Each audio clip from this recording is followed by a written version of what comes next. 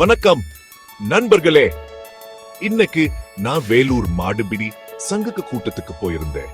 அங்க நடந்த முக்கியமான விஷயங்கள் இப்போ உங்களுக்கு சொல்றேன்.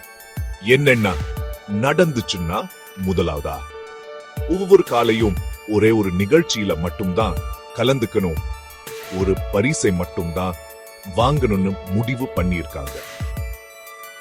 சரிதானே? எல்லாத்துக்கும் நியாயமா இருக்கும். ரெண்டாவதா, காளைகள் ஒரு குறிப்பிட்ட வரிசையை தான் வரணும். ஒரு காளை ரொம்ப கட்டுக்கண்காம இருந்தா துணைக்கு காளைகளை விடலான்னு சொல்லியிருக்காங்க. முக்கியமா பாதுகாப்பு தான். அடுத்ததா, ஒரு காளைக்கு ஏதாவது அடிபட்டுச்சுன்னா, இல்ல ஊரு ஜனங்க நேரத்தை சரியா கணக்கு பண்ணா அந்த நிகழ்ச்சியை நிறுத்திட்டு அந்த காளைக்கு மறுபடியும் ஒரு வாய்ப்பு கொடுக்கலாம்னு சொல்லியிருக்காங்க. எல்லாருக்குமே நியாயமாவும் பாதுகாப்பாவும் இருக்க இது ஒரு நல்ல வழி. இன்னொரு முக்கியமான விஷயம் என்னன்னா, ஒரு காலை ஒரு நாளைக்கு ஒரு தெருவுல மட்டும்தான் கலந்துக்கணும். இந்த விதியை மீறினா எப்படின்னா தடை, ரூபாய் அபராதம். கொஞ்சம் கடுமையான விதிதான், ஆனா ரொம்ப அவசியம். அப்புறம் தூத்தாலின் ரேஸ்போர் மாடுபிடி திருவிழாவுல கீழ்முட்டுக்கூர் கிராமத்துக்கு தடை விதிச்சிருக்காங்க.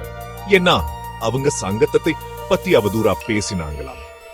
5 மாவட்டங்களுக்கும் ஆந்திர மாநிலத்துல இருந்து வற்ற காளைகளுக்கும் தடை விதிச்சிருக்காங்க.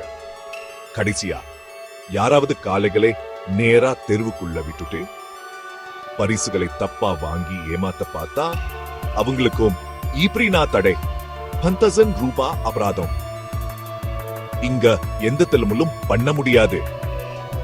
இந்த முடிவுல எல்லாமே நம்ம பாரம்பரிய மாடுபிடி நிகழ்ச்சிகள் பாதுகாப்பாவும் நியாயமாவும் நடக்கணும்தான். வேலூர் மாடுபிடி சங்கத்துக்கு பாராட்டுகள். சரி, இவ்வளவுதான் நண்பர்களே.